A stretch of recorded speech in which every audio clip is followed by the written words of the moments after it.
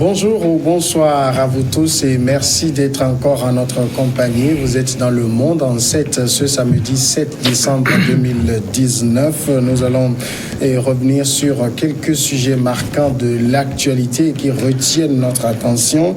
Nous évoquerons d'abord la France où 5 chefs d'État africains sont convoqués ou invités à Pau. On parlera aussi de la Côte d'Ivoire. La présidentielle Ouattara sera-t-il candidat malgré lui?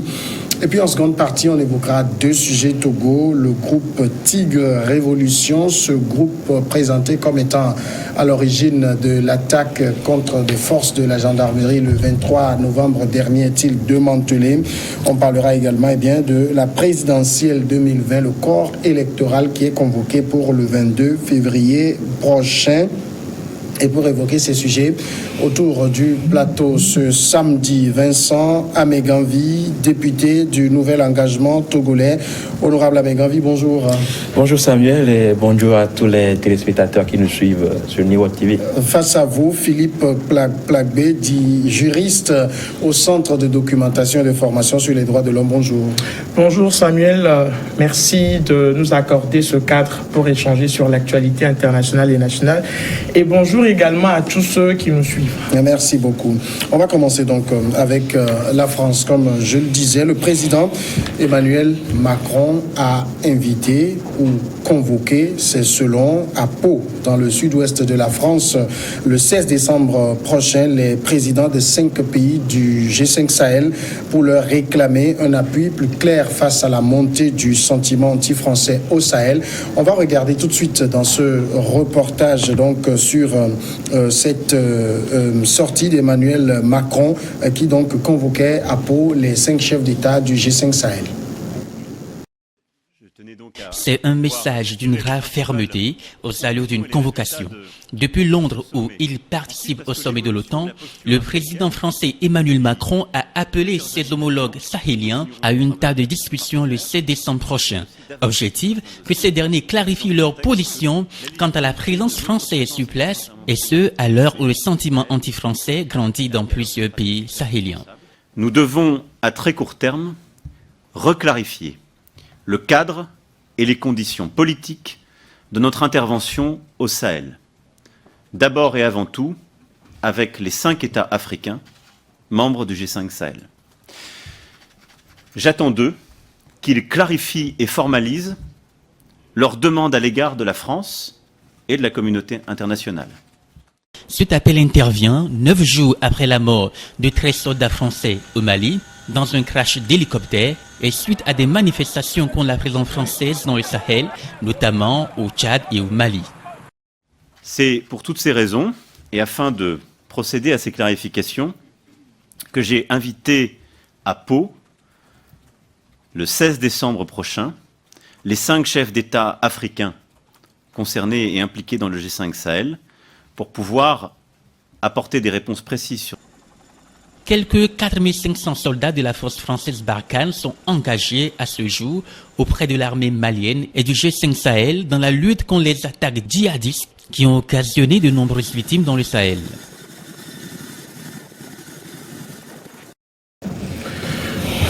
Voilà donc pour l'essentiel de ce reportage. Honorable Vincent Ameganvi, quand on entend un président de la République française quasiment convoquer des alter-ego africains, est-ce que ce n'est pas un peu discourtois? Oui, sur la forme, c'est vraiment très discourtois. Mais au-delà, il faut voir ce qui se passe exactement. Il faut voir le contexte. Vous savez, même nous ici au pays, quand on nous annonce que nos soldats sont tombés sur le champ de bataille et qu'on nous ramène les corps, on se demande, mais ils vont foutre quoi là-bas? On se dit, c'est une orgueil national, c'est une fierté pour nous de demander des comptes à là où nous avons envoyé nos forces de l'ordre pour aller faire la sécurité ou bien la protection des personnes et des biens. Je pense que c'est l'émotion qui a parlé.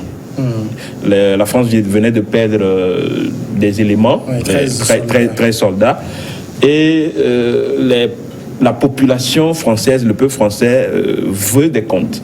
Parce que vous n'êtes pas sans savoir qu'il y a un système anti-français. Il y a aujourd'hui dans le G5 Sahel un sentiment de anti-français qui est en train de grandir, hein, que la France est en train de voir, bon, est-ce que nous ne sommes pas en train d'aller sur un terrain où nous allons perdre non seulement nos hommes par la force de la bataille, mais aussi avec l'aide de la population. Est-ce que les populations que nous voulons aider ne veulent pas nous mettre des bâtons dans dans les roues? Mais il y a tout ça là, tous ces sentiments-là qui font que le président français peut dire aujourd'hui qu'il a besoin des comptes, parce qu'il doit aussi rendre des comptes à sa population. Maintenant, au-delà de ça, il y a la forme. Hein, il y a la forme. Il faut pas, vous n'allez pas venir déclarer publiquement qu'il doit vous rendre des comptes, qu'il doit être précis sur un chef d'État. Il est un chef d'État avant tout. Hein, il y a une fierté nationale à avoir en tant que dirigeant d'un pays. Oui. Ils sont pairs. C'est vrai qu'il y a la puissance. Ils sont plus puissants que nous, mais au-delà de ça, c'est des chefs d'État, ils doivent avoir ce minimum de respect, cette courtoisie-là dans les choses. L'opération Barkhane, il ne faut pas dire que c'est simplement à l'avantage des Africains. Non, la France aussi a ses intérêts, sinon ils n'enverraient jamais des militaires français sur le territoire africain. Donc il faut se donner ce respect mutuel, hein, en tant que pays. Il faut que nous-mêmes aussi, nous mettons à un niveau où, qu'on se fasse désirer. Hein. Ailleurs, je suis sûr qu'on dirait ça à certains présidents africains ou à certains présidents, ils ne bougeront pas, ils répondront tout de suite. Donc il faut aussi que nos chefs d'État arrivent à se mettre à un piédestal pour éviter ces genres de propos. D'ailleurs, à l'heure où nous parlons, le président burkinabé Roch Marc Christian Kaboré, lui, il a déjà fait savoir bien qu'il répondra à la convocation de la France. Philippe Lagueux, vous avez vécu ça comme une injonction faite à ces dirigeants-là? Oh, moi je pense en réalité un peu comme celui qui est intervenu précédemment, Vincent, si je peux me le permettre. Oui, allez-y, il n'y a pas de souci. Que le contexte justifie la tenue de cette rencontre.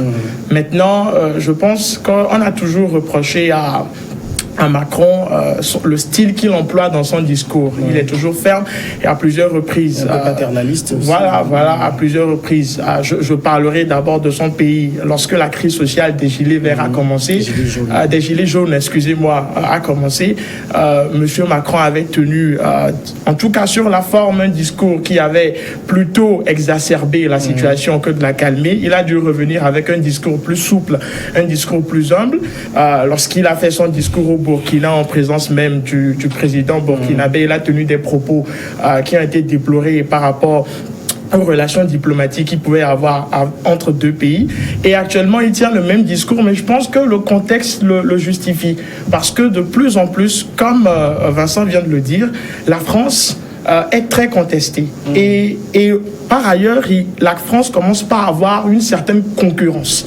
On a par exemple la Russie qui a signé cette année un accord de défense avec le Mali. La Russie qui commence également par livrer un certain nombre d'armes et d'équipementiers militaires aux pays qui forment la force Barkhane.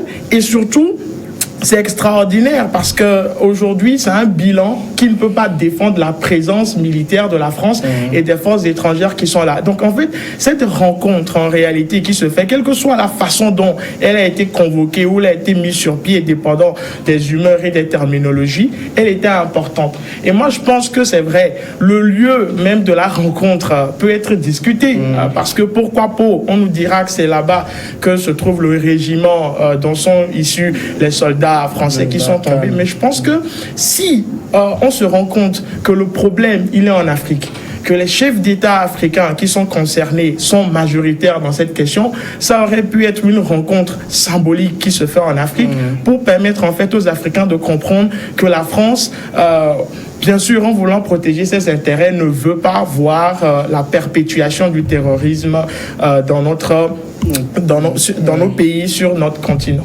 Alors justement, le problème ici, et beaucoup le disent, c'est que Emmanuel Macron semble ne pas comprendre que ce n'est pas simplement une question du dirigeant, c'est d'abord les populations. Oui, justement. Il y a la Barkhane est là, on a mis toute une armada en place, mais on ne voit pas les résultats. Voilà, je voulais en venir. Aujourd'hui, il faut faire déjà le bilan de cette opération Barkhane depuis qu'elle a commencé. C'est quoi exactement? Aujourd'hui, on pense, ou on regarde, on voit que depuis là, le terrorisme, c'est que ça grandit, hein, ça ne diminue pas. Il y a des pays qui n'étaient pas touchés dès le départ, mais aujourd'hui, qui sont nous, au Togo, c'est à nos portes, hein, ça commence au Burkina Faso. La dernière fois, il y a nos concitoyens qui montaient au Burkina, il y a un prêtre qui a été abattu au nord là-bas.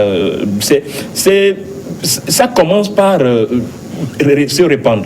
Donc, les populations sont en train de voir que vous dites que vous êtes là pour nous soutenir, pour nous aider, pour combattre le terrorisme, mais on a l'impression plutôt que c'est vous qui ramenez ce terrorisme-là, c'est vous qui faites en sorte que ça s'agrandit. Mais ils sont là, et c'est pour ça, même ce sentiment anti-français est en train de se répandre dans l'opinion africaine. Ce n'est pas pour le fait qu'ils viennent nous aider à nous défendre, mais c'est justement parce qu'ils sont là pour nous aider.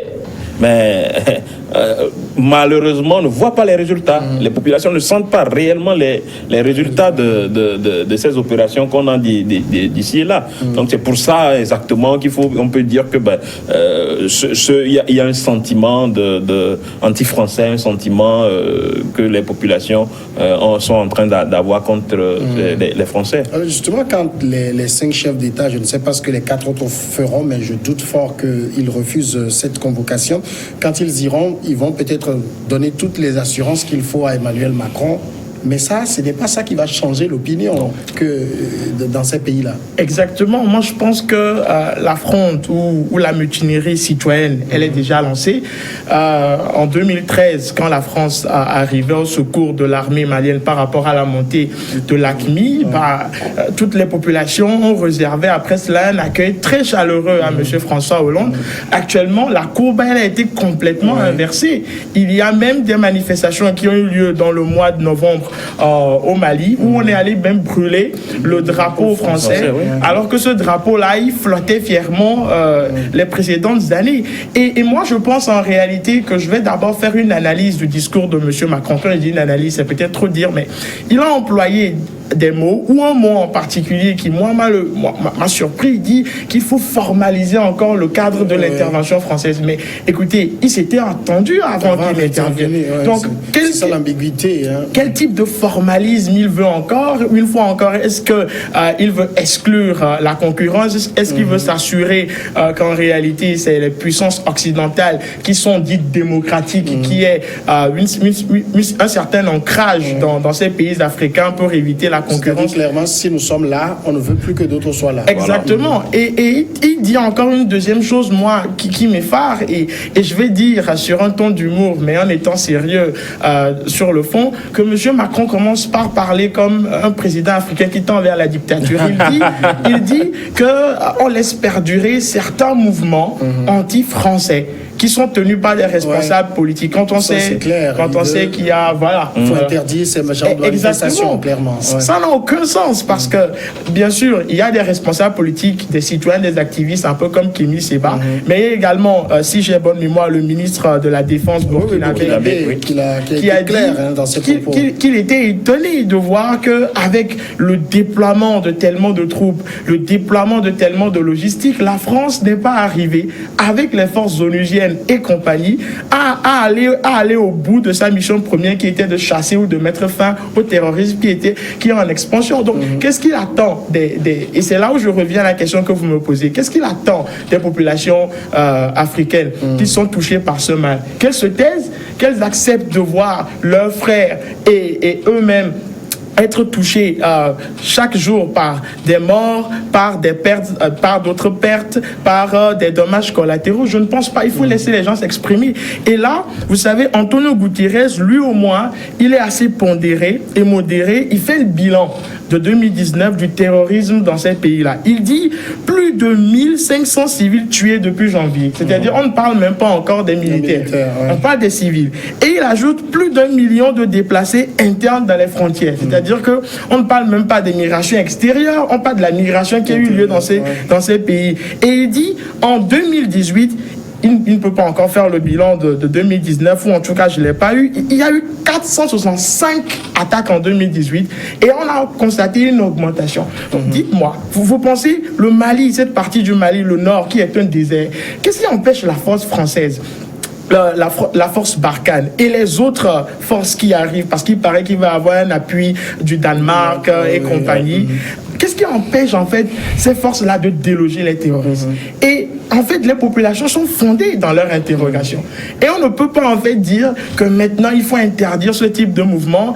Maintenant, il faut mettre fin à cette fronde-là qui a commencé. Monsieur Macron, avec toute sa puissance, avec toute son autorité et avec la collaboration de ces présidents africains qui, comme vous le dites, iront sûrement à Pau, ne pourra pas y arriver. S'il persiste, il va même créer une situation encore plus grave et il devra revenir comme il s'est agi dans son pays avec un discours plus modéré. Est-ce que ce ne sont pas ce genre de propos que Emmanuel Macron tient là qui vont plus exacerber le sentiment? Bien sûr. Emmanuel Macron il a dit tout à l'heure, cette manie de toujours mettre de l'huile sur le feu. Bon, on dirait peut-être que c'est sa jeunesse qui aurait peut-être... Mais au-delà de ça, il y a... c'est 4500 personnes, 4500 soldats français qu'il a envoyés dans le G5 Sahel. C'est énorme. Qu'est-ce qu'ils font exactement, concrètement, ces 4500 soldats? La France ne peut pas nous dire aujourd'hui qu'elle n'a pas les moyens pour localiser les terroristes dans les pays du G5 Sahel. Non, vous savez, l'Europe aujourd'hui, si on n'entend plus trop parler, on ne peut plus se dire aujourd'hui qu'en Europe, on a un groupe de terroristes qui sont basés ici et que les autorités ne les localisent pas. Non, vous voyez, quand on a des attaques même en Europe, mais en une semaine, on vous dit, on a localisé telle personne ici, on a trouvé telle personne ici. C'est parce qu'ils ont les moyens. Et s'ils mettent ces mêmes moyens à disposition de leur... Il ne faut pas dire qu'ils nous mettent ça à notre disposition. Non, mais ils se sont engagés sur un terrain. Mais mettez ces moyens-là à disposition de vos hommes. Vous allez voir le résultat. Quelque part, c'est toutes ces choses-là qui font que les gens se disent les gars, ils sont là pour autre chose. Les gars sont là pour autre chose. Maintenant, pour revenir à votre question, ce sentiment même anti-français est déjà là. Il faut être clair là-dessus, ce sentiment est déjà là. Cette manie, cette manière de parler, ce ton de convocation, ça fait en sorte que vous aurez plus de monde qui seront contre vous. Déjà que la France n'est pas aimée.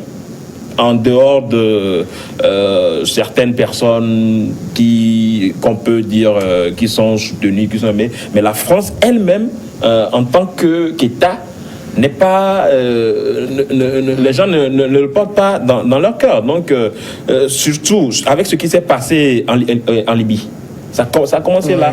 C'est avec la Libye. Donc, de la Libye, en passant par la Côte d'Ivoire, et aujourd'hui dans le G5 Sahel, ça fait... Toutes ces choses-là font que les gens ont ce sentiment de haine, si j'ose le dire, envers la France. Donc, il faut que le président français tempère, convoquer les gens, convoquer les dirigeants, convoquer vos pairs chez vous là-bas pour définir la suite de vos opérations sur le terrain. C'est... À mon avis, c'est presque ridicule. Parce qu'il y a déjà l'opération Barkhane, il y a un mandat qui court, qui n'est pas terminé. Si peut-être faire un bilan, oui, faire un bilan de ce que nous avons fait jusqu'ici. Qu'est-ce que nous allons faire? Mais dire que parce que des hommes sont tombés, il faut convoquer les gens pour... nous parlons pas de des Africains, des militaires africains qui tombent tous les jours sur ces champs de bataille. Là, qui convoque qui pour discuter de quoi? Mais il faut peut-être maintenant faire le bilan des opérations et voir les possibilités qui s'ouvrent à nous. Oui.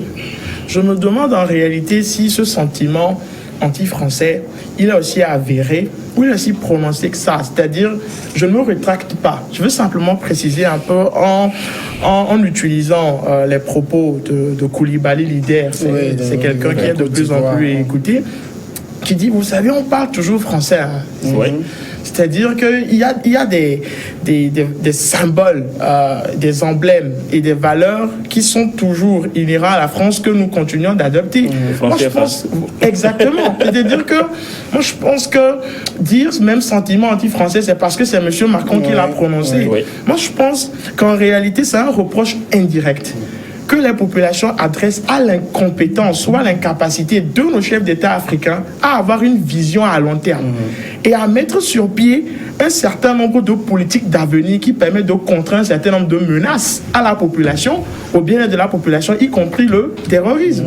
Parce qu'on a toujours l'impression que nos chefs d'État africains qui ont des territoires qui regorgent de ressources, continuent à être des potiches de la France, qui sont des bénis oui-oui, et qui attendent toujours la main tendue que on leur donne les stratégies, on leur donne les politiques, on leur donne les ressources pour pouvoir intervenir face aux différents risques, aux différentes menaces, aux différents fléaux qui touchent la population.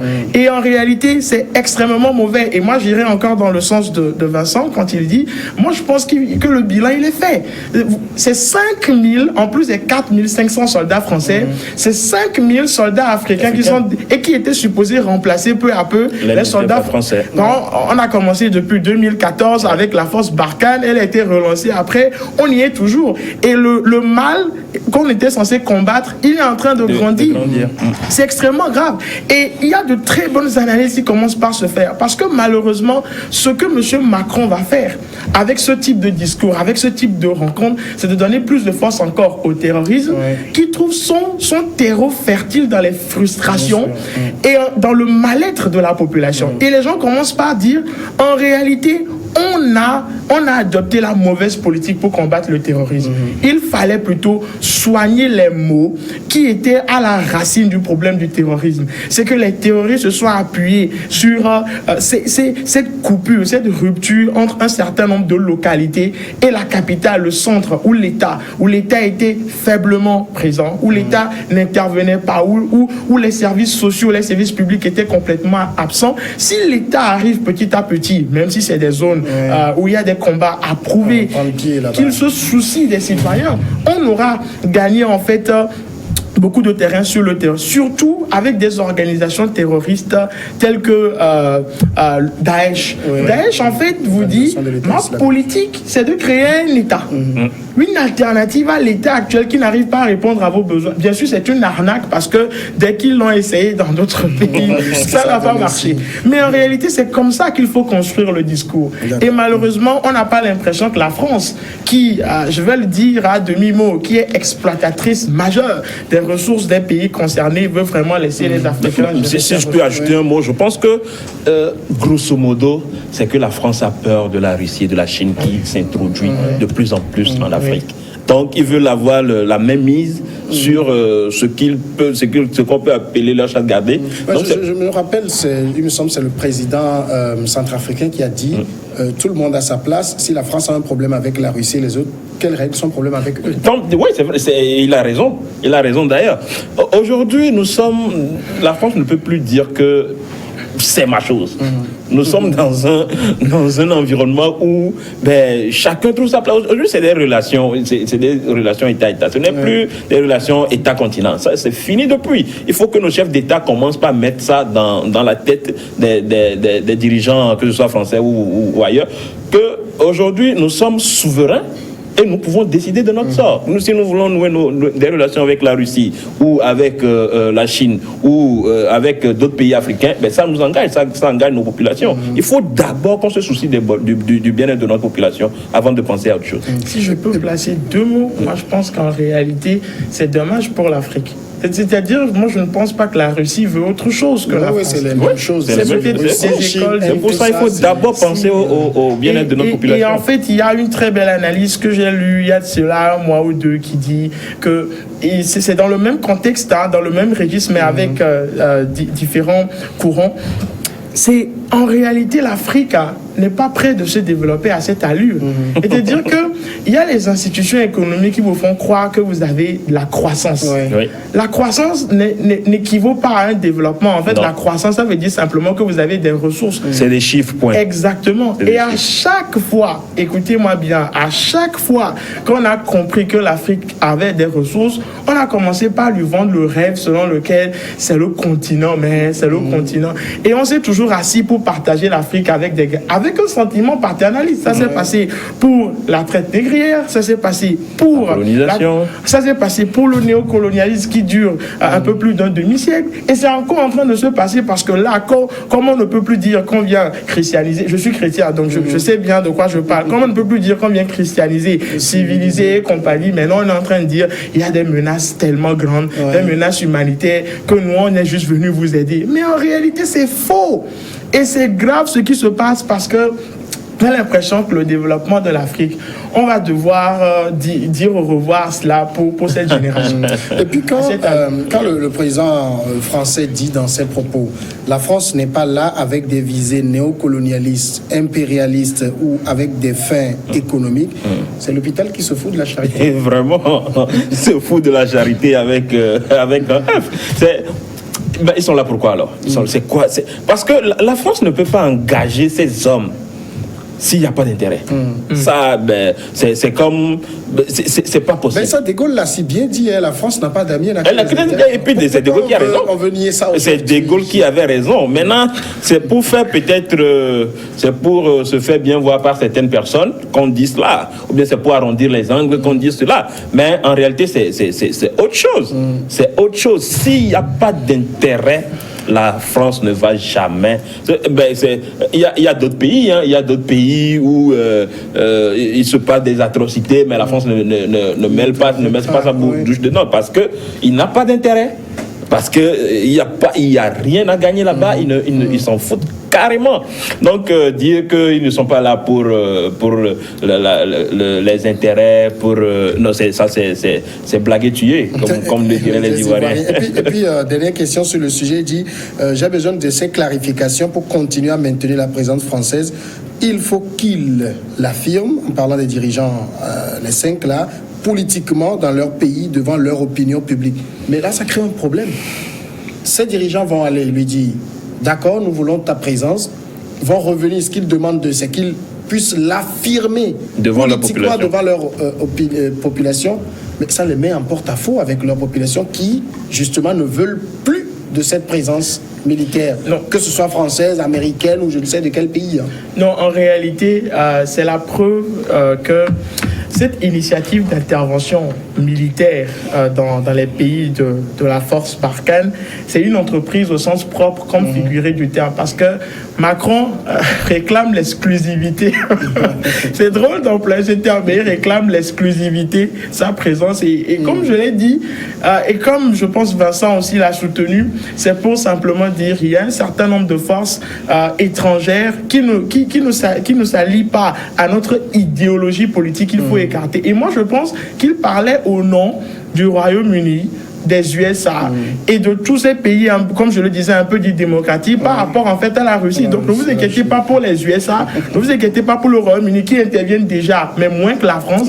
Mais c'est plutôt à la Russie, à la Chine qu'il est en train en fait de lancer des attaques. Et bien sûr, Moi, je pense que si les présidents sont intelligents, ils trouveront le moyen dissimulé de le dire. Et ce qu'ils réclament, je l'ai dit en début d'émission, c'est qu'on mette fin ou qu'on taise ces voix-là qui attisent en fait ces mouvements d'humeur, ces mouvements en fait de front contre l'intervention de la France. Et un peu pour revenir sur la question que vous adressiez à Vincent, moi je trouve que elle est un peu hilaire là. C'est-à-dire que qu'est-ce que vous voulez que Macron écrive un discours pour dire chers amis africains. Le mobile de notre intervention en France, c'est de piller vos ressources. Non, ça ne se fait pas. C'est-à-dire qu'on vient toujours avec un discours, comme je l'ai dit, paternaliste. On vient toujours comme le Jésus de Nazareth pour dire « Je suis là pour vous sauver ». Et aimez-moi. Mais en réalité, on sait que derrière, il y a des intérêts qu'on vient protéger. Même en réalité, ici, ce n'est pas la France qui vient attiser le feu du terrorisme. La France a des intérêts économiques et politiques dans ces pays que la France vient protéger. Et donc, moi, je pense en réalité que dans ce débat, ça va très mal se terminer et pour les présidents africains et pour la présence militaire française. Et puis, moi, j'ose espérer qu'au moins un dirigeant ira dire à M. Macron que moi, mes populations disent que non, ça suffit. Ça relève du miracle, hein? Non, je dis, j'ose espérer. Mais si je regarde dans les 5 là, je ne vois pas. Ce que Macron demande. Moi, j'ai été d'ailleurs même étonné que ce soit Kaboré qui dise commence. Le premier c'est le pays des Sankara. Oui, c'est le pays des hommes intègres. Mais ce que je veux dire, quelqu'un peut nous surprendre parmi eux. C'est le président français veut quoi? Que vous dites à votre population, il faut dire à votre population que, ou bien d'interdire ce système ce sentiment dit français. Mais le président vient, il vous dit, mais chez moi, mes populations, c'est parce qu'ils ne voient pas des résultats qui sont contre vous. Donc ils ne veulent pas, ils veulent des résultats. Qu'est-ce que vous nous proposez? Clairement, ça ne veut pas dire que vous vous foutez de la France, mais vous dites la réalité. Il faut qu'on arrive à dire les choses telles qu'elles sont. Voilà. Alors, je m'en veux d'avoir dit dernière question sur le sujet, parce qu'en même temps, une autre question me vient à l'esprit. Il dit, il doit venir à Pau le 16. Sans connaître leur calendrier.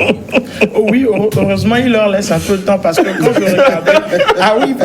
quand je regardais le reportage, il aurait pu dire la semaine prochaine. Voilà. Heureusement, il leur laisse un peu de temps et puis il met en jeu en fait la gravité du sujet parce que un peu comme Vincent l'a soulevé en début d'émission, par rapport à ces mouvements dits anti-français, il y a des réactions en France également qui ne sont pas très bonnes. Et qui semble dire, si ces Africains ne veulent pas de notre aide, pourquoi Macron veut maintenir notre présence là-bas. Donc, il a raison de dire, faisons une rencontre. On peut toujours critiquer la forme du discours, le lieu du discours, mais je pense que c'est l'heure de repenser la stratégie. Et c'est l'heure de dire, en fait, moi je ne veux même pas m'adresser à M. Macron. M. Macron est le président de la France. En réalité, il défend les intérêts français. Nous voulons parler aux dirigeants africains. Et malheureusement, vous l'avez dit tout à l'heure, hein, Mauritanie, Mali, Niger, Burkina, il n'y a aucun président. Peut-être Déby, récemment, il a commencé par tenir des discours courageux. Mais après, c'est les discours. Hein. Mais lui aussi, c'est un président, franchement, qui se maintient grâce à l'aide de la France.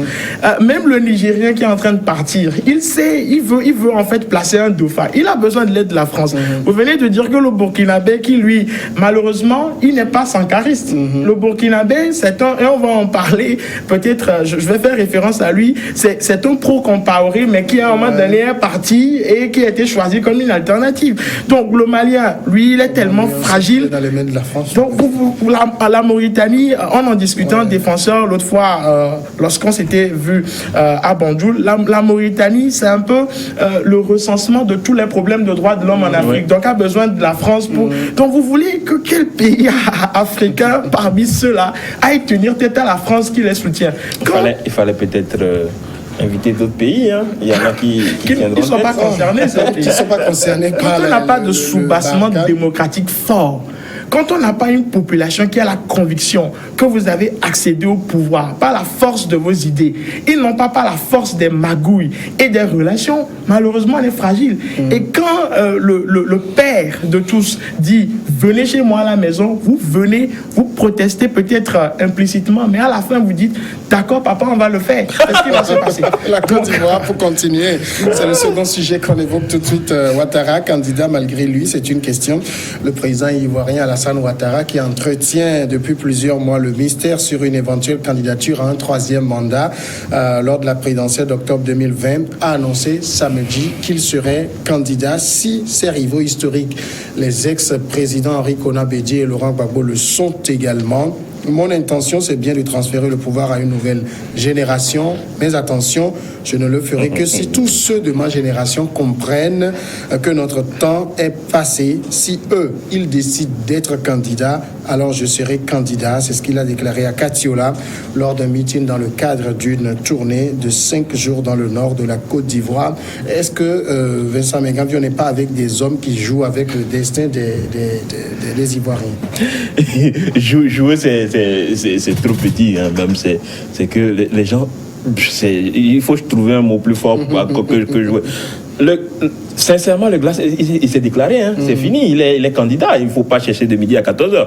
Parce que je ne vois pas Bédié ne pas être candidat. Donc, le gars qui dit je serai candidat si les gens de ma génération sont candidats, ce n'est pas vous qui décidez. C'est le peuple.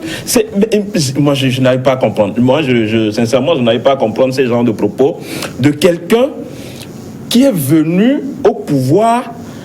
Il a oublié tout ce qui s'est passé avant qu'il ne vienne au pouvoir. Mais il a oublié comment les choses se sont passées avant qu'il n'accède à la souveraineté nationale. C'est pas, non, sincèrement, c'est pas des propos à tenir pas. Surtout venant de lui, moi je trouve que il avait déjà dit. C'est le mal de nos pays africains. Vous annoncez dès le départ que vous ne serez pas candidat, vous annoncez que vous allez laisser la main, et puis à l'approche, vous dites que oui. Ça a commencé comme moi. Au départ, il a dit je vais transférer le pouvoir. C'est pas vous qui transférez le pouvoir à quelqu'un. C'est pas vous qui décidez, c'est le peuple qui décide. Ouais. Après, il dit je serai candidat si les gens de ma promotion sont candidats. Ben, sincèrement, non, c'est pas. Il faut qu'on arrive à sortir ces genres de propos de notre contexte africain. Si vous êtes aujourd'hui, rien ne l'empêche d'être candidat, hein, sur le plan juridique, il peut être candidat. Ça, moi, je ne remets même pas en cause ça, le fait qu'il veut être candidat ou pas. Mais c'est la manière, le fait de dire oui, je veux, non, je ne veux pas, oui, je serai quand c'est non, c'est pas sain. C'est pas sain pour nos pays. Est-ce que Ouattara essaye de forcer un peu la main aux deux autres? Vous ne voulez pas de moi, alors je me débarrasse aussi de vous. Ben, naturellement. Est-ce que vous avez vu toute la coalition qui se met en place contre son dauphin, le Premier ministre qu'il est en train de préparer? Ah non, c'est-à-dire que vous avez Gbagbo, Bédié, Soro, et l'autre là, dont le bon discoureur, Blé Goudé, qui se mettent ensemble pour dire on va soutenir un candidat parmi nous, ou en tout cas parmi nos formations politiques. M. Ouattara a perdu. C'est-à-dire que si les règles démocratiques sont respectées, M. Ouattara a perdu. Mais moi, je tiens à dire que après analyse de l'histoire politique ivoirienne, et franchement, les citoyens ivoiriens vont me pardonner, c'est un foutoir politique. Hein. C'est-à-dire que vous ne comprenez jamais le jeu des alliances. Et un peu comme Vincent vient de le dire, c'est pas des personnes qui font des choses pour le bien du peuple à la fin, hein, mais c'est pour gagner. C'est-à-dire, moi j'ai lu un peu, vous avez à la mort de M. Bouani, voilà son dauphin Bédié qui arrive à se défaire de Ouattara, qui était en ce moment Premier ministre. Après, Ouattara va s'allier à Gbagbo pour essayer de vaincre Bédié. Il n'y arrive pas. Bédié, pour écarter Ouattara, qui est devenu adjoint à la présidence de la FMI à Washington, va s'allier à Gbagbo. Bédié sort le concept de l'ivoirité, l'insère dans le code électoral, le constitutionnalise grâce à des universités, mais à la fin est sorti par des mutins. Après ça, on voit Gbagbo qui arrive et qui, au lieu de célébrer maintenant son allié, le repousse lui aussi en brandissant le concept de l'ivoirité. Gbagbo lui-même qui serait inversé par Ouattara. Ouattara qui va signer une alliance de partis unifiés avec Bédié, qui ne va pas tenir ses promesses. Et à la fin maintenant, Bédié qui se souvient que Gbagbo, qu'il avait critiqué sans oublier les jeunes Blé Goudé et Soro. Soro qui était un rebelle pendant tout ce temps, qui s'est fâché avec Gbagbo, qui s'est fâché après avec... Mais finalement, est-ce que vous comprenez? Moi j'ai une question. Est-ce que vous comprenez un peu le géopolitique ivoirien. Moi, je me dis que là où moi je pense que je vais lui donner raison, c'est que cette classe politique-là, il faut qu'elle soit renouvelée. C'est-à-dire que cette classe politique qui, à partir des années 90, qui, à partir de sous Boigny, a semblé jouer plutôt le jeu des intérêts politiques plutôt que le jeu du bien-être des populations, moi, elle ne me convainc plus. Personnellement, j'ai une certaine affection pour M. Gbagbo, parce qu'il semble être le plus panafricaniste. Mais pour les autres, y compris lui, moi j'ai l'impression qu'il n'y a personne en réalité qui se soucie réellement du bien-être du peuple, mais tous sont lancés dans une course de qui aura en réalité la présidence. Et moi je pense que ça pose également le problème de la mauvaise foi. Parce qu'en 2018, M. Ouattara a signé un accord avec M. Bédié. Et ils ont créé ensemble le Rassemblement des oufouettistes pour la démocratie et la paix. Et moi, je pense que Bédié a complètement raison dans cette affaire. Ouattara n'a pas, au-delà de tout, par-dessus tout, à lui dicter s'il doit se présenter ou non comme candidat. Parce que Bédié avait dit, on t'a soutenu en 2010, on t'a soutenu en 2015, en 2020, soutien, non pas moi, mais quelqu'un de mon parti qui est le PDCI. Et à un moment donné, le monsieur commence par dire « Ah non, il faut que nous puissions renouveler... » En fait, ce que monsieur Ouattara veut faire, c'est que lors de la crise électorale ivoirienne, il y a eu 3000 morts. Oui. De la cession au pouvoir de Gbagbo jusqu'à cette crise, il y avait eu 3000 morts. Ça fait 6000 morts. Monsieur Gbagbo a été acquitté. C'est-à-dire qu'il est responsable de rien. Selon la CPI, ce n'est pas Philippe ni Vincent qui le déclare, ni Samuel si je peux me le permettre. Donc qui va en fait porter le bilan de tous ces morts? Parce qu'il était impliqué bien avant la crise électorale. Monsieur Ouattara veut s'assurer que la personne qui lui succède lui assure une certaine protection, comme le fait bien M. Roch-Kaboré pour M. Blaise Compaoré. Donc il ne peut pas se permettre que ce soit quelqu'un dans le camp de Bédié avec tous ces retournements de veste qu'a connu l'histoire politique ivoirienne. Donc il va préparer un dauphin, éliminer toutes les coalitions qui peuvent défaire son dauphin et s'assurer que pour au moins 10 ans à venir, il puisse jouir d'une certaine liberté et tranquillité, le temps de se mettre un peu plus en l'ombre ou de se faire une protection d'acier. Et c'est là où vous voyez que le jeu politique africain, il n'est pas sale, c'est-à-dire que le niveau est plus élevé.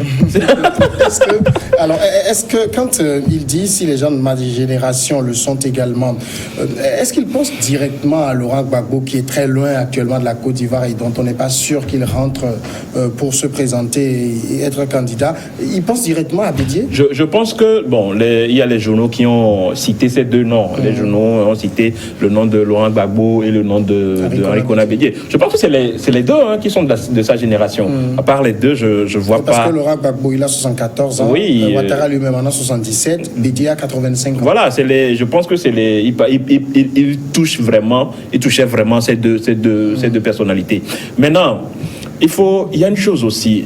Sincèrement, moi, je ne vois pas M. Laurent Gbagbo revenir pour être candidat en 2020. Ça n'engage que moi. Mais il a trop donné pour ce pays. Gbagbo a trop donné et il a encaissé trop de choses. Il est temps qu'il se repose aussi. Il doit se reposer, récupérer, passer tout ce temps à ces pays, c'est pas donné. Peut-être donner l'espoir aux jeunes, comme Blé Goudé, il a encore de l'énergie, il pourra peut-être. Il y a Soro. Blé Goudé, il a dit qu'il n'est pas intéressé par 2020. Voilà, même Blé Goudé qui se dit déjà qu'il n'est pas intéressé.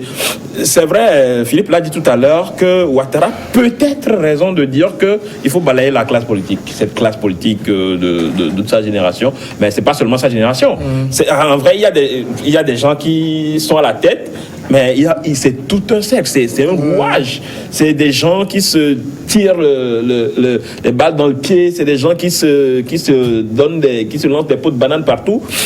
Et malheureusement, c'est ça la politique. C'est partout, ce n'est pas qu'en Afrique. Je rassure mon ami Philippe, ce n'est pas qu'en Afrique. Un peu partout, la politique, c'est devenu un jeu où vous allez voir que un peu partout dans le monde, c'est les mêmes personnes qui sont des acteurs. Hein. C'est vrai qu'il faut renouveler la classe politique, mais vous allez voir qu'en renouvelant la classe, c'est des gens issus même de ces personnes qui partent là, qui reviennent encore. Et c'est des gens qui ont les mêmes idées, qui auront toujours les mêmes idées à défendre. On ne décrète pas, c'est pour ça que je dis, on ne décrète pas le renouvellement de la classe politique. Non, ça se renouvelle d'elle-même. Et pour cela, il faut avoir des hommes intègres, des hommes ayant une conviction, des gens qui se soucient en premier lieu de bonheur de la population. Alors moi je l'évoquais quand je touchais ce sujet au cours de la semaine, quand on regarde la nouvelle génération dont parle Ouattara, je ne sais pas, on va mettre peut-être dedans les Soro, les Blé Goudé, les même eux, je pense que même eux, c'est pas la nouvelle génération. Les Big Togo, ils sont pas mieux que leurs aînés. Non, mais en réalité, ce sont les élèves ou les disciples de... C'est pourquoi je vous dis qu'en réalité, M. Ouattara ne veut pas réellement de renouvellement de la classe politique. Il veut se protéger. C'est-à-dire qu'un autre camp politique arrive au pouvoir, on fait un peu pression. D'ailleurs, ils vont souhaiter qu'on fasse pression sur eux. On fait un peu pression pour que M. Ouattara vienne répondre des actes qui ont été relevés lors de la crise électorale. Ça va être rapidement fait. Donc, moi, je pense, pour aller dans le sens de Vincent, ce qu'il faut, ce n'est même pas que naturellement, il n'y a jamais eu, excusez-moi, je n'ai jamais vu ça, il n'y a jamais eu de politique qui soit naturellement intègre. Même quand on vient au pouvoir avec un projet politique candide, il y a toujours des rapports de force, il y a toujours des rétributions par rapport aux institutions, aux organisations, aux personnes qui vous ont amené au pouvoir, qui veulent que vous puissiez laisser un peu de côté l'intérêt général ou l'intérêt commun et servir ces causes-là. Ce qui a toujours réussi à un certain nombre de démocraties qui sont dites fortes, c'est des citoyens qui ont compris leurs droits et leurs responsabilités. C'est pourquoi le concept même de la démocratie est fondé sur la citoyenneté. Il ne faut pas attendre des politiques qu'ils soient bons, qu'ils soient de bons samaritains alors, ou qu'ils soient dans la tendance de travailler pour la population. Il faut les y contraindre. Par le moyen de la redevabilité, par le moyen de la reddition des comptes et mieux le moyen de contrôle citoyen de l'action publique. Trois expressions qui veulent dire la même chose. Et moi, je ne pense pas qu'en Côte d'Ivoire, il y a de très fortes organisations de défense des droits de l'homme, il y a de très fortes organisations de la société civile, mais qui ne sont pas encore arrivées à occuper une place assez importante dans le débat politique pour dire à un moment donné, certes, on ne va pas se présenter, mais on peut choisir le candidat et le suivre, le candidat là qui va véritablement faire bien les choses. On va maintenant marquer la pause, le temps de suivre ensemble le journal et puis nous serons de retour pour la seconde partie.